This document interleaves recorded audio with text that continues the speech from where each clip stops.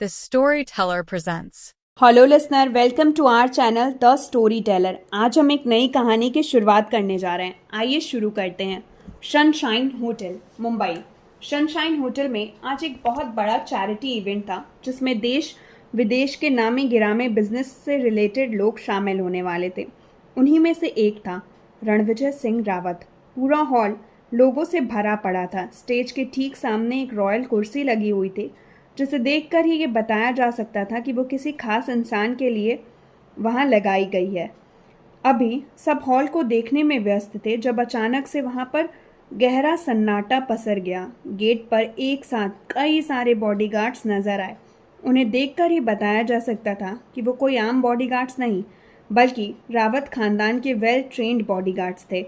उन्हीं बॉडीगार्ड्स के बीच एक हैंडसम सा लड़का, जिसकी उम्र का अंदाज़ा लगाना लगभग नामुमकिन था, उसने सामने आता दिखाई दिया।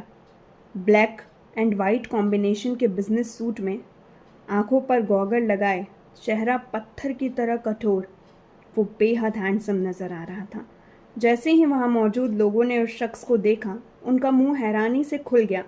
किसी को भी उसके यहाँ आने की उम्मीद नहीं थी। उन्हें अपनी आंखों पर यकीन नहीं हो रहा था कि उनके सामने खुद रणविजय सिंह रावत खड़ा था। आखिर उसकी पर्सनैलिटी ही कुछ ऐसी थी कि उस पर से नज़रें हटाना मुश्किल था, या यूं कहें नामुमकिन था। भले ही वो किसी पर अपनी निगाहें डाले या ना डाले, उसे इग्नोर करना उन सब की बस की बात नहीं थी। उसने एक नज़र पूरे हॉल की तरफ देखा, फिर सदे हुए कदमों से उस रॉयल कुर्सी की तरफ जाने लगा। उसका ऑरा ही ऐसा था कि किसी की हिम्मत ही नहीं थी कि उससे जाकर मिल सके, ना ही किसी को उसके करीब जाने की इजाज़त थी। उससे सिर्फ वही मिल सकता था जिससे मिलने की चाहत रणविजय को हो, जिसे उसने खुद इजाज़त दी हो। वो जाकर उस चेयर पर बैठ गया और हाथों से इवेंट को शुरू होने का इशारा किया। होस्ट ने उसके इशारे को समझते हुए इवेंट स्टार्ट किया। ऑक्शन के लिए एक से बढ़कर एक चीज़ों का जमावड़ा लगा, लेकिन रणविजय को अभी तक कुछ पसंद नहीं आया। कुछ भी खरीदने का उसका दिल नहीं किया। सभी की नज़र कभी उस पर तो कभी सामने ऑक्शन के लिए सजी सामानों पर जाती। आखिर सभी को इंतज़ार था कि द ग्रेट रणविजय किस चीज़ पर अपना पैसा लगाएगा, कौन सी चीज़ उसे अपनी तरफ आकर्षित करेगी। यूँ तो उसके पास किसी चीज़ की कोई कमी नहीं थी, मगर अब जब वो यहाँ था तो बिना कुछ लिए जाना नामुमकिन था, उसके शान के खिलाफ था। तभी होस्ट ने एक पेंटिंग ऑक्शन के लिए लाई। वाकई वो पेंटिंग बहुत ही खूबसूरत थी। वहाँ मौजूद हर शख्स को अपनी तरफ आकर्षित करने में वो पूरी तरह कामयाब हुई थी।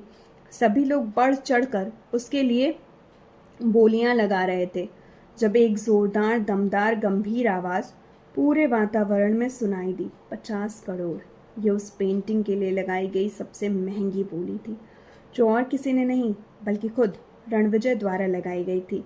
अब इसके आगे कुछ भी कहने की हिम्मत वहाँ मौजूद किसी भी शख्स में नहीं थी।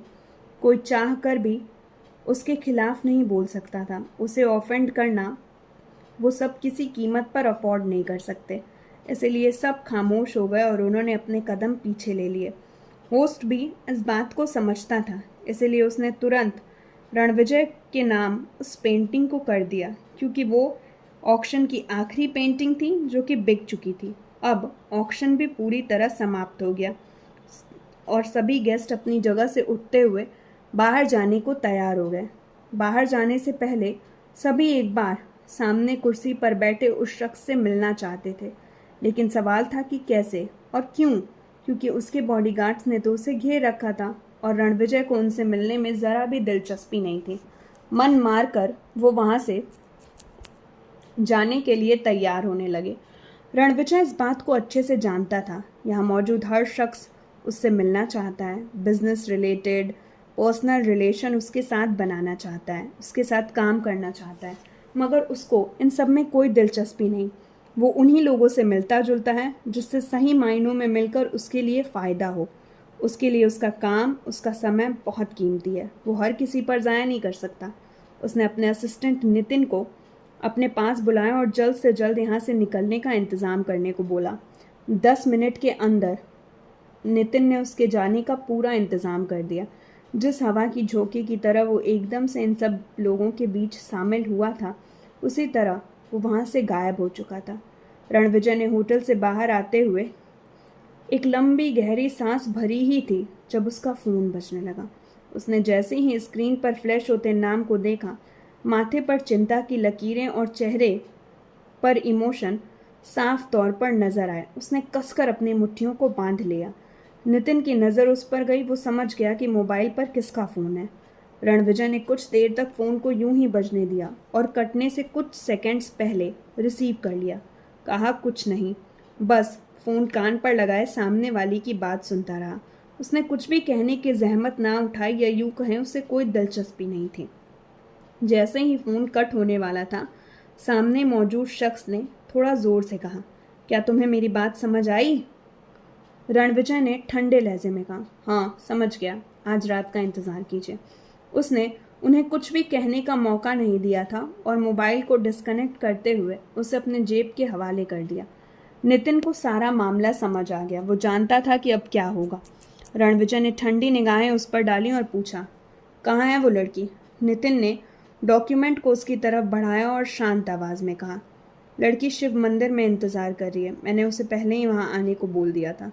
डॉक्यूमेंट को अपनी हाथों में लेते हुए उसने एक नज़र उसे पढ़ा और सिग्नेचर कर उसकी तरफ देते हुए कहा, तुमसे किसने कहा था कि तुम उसे शिव मंदिर भेजो? उसने सर नीचे कर लिया। खैर छोड़ो, ये सब मैंने केवल सर्टिफिकेट पर साइन करने के लिए किया है। इसे लेकर जाओ, उसे दे दो और उससे कहो कि वो इस पर साइन करें, क्योंकि मेरे पास इतना वक्त नहीं है कि मैं वहाँ जाकर उसके साथ ये रीति रिवाज निभा सकूं। मेरे लिए ये सब कुछ सिर्फ एक कॉन्ट्रैक्ट है, जिसके लिए इतना तामझाम करना कोई ज़रूरी नहीं।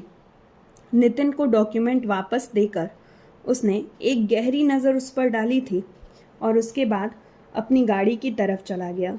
उसकी गाड़ी के पीछे कुछ और गाड़ियां भी मौजूद थीं, जो कि उसकी सिक्योरिटी के लिए थीं। कुछ ही देर में गाड़ियां धूल उड़ाती हुई नितिन के सामने से चली गईं। नितिन कुछ देर खड़ा वहीं हाथ में पकड़े डॉक्यूमेंट्स को देखता रहा, फिर अपनी गाड़ी की तरफ चला गया। तो ये था इस कहानी का पहला भाग। आपको कैसा लगा कमेंट में ज़रूर बताएं। अब से ये कहानी रेगुलर बेसिस पे आप सभी को मिलेगी।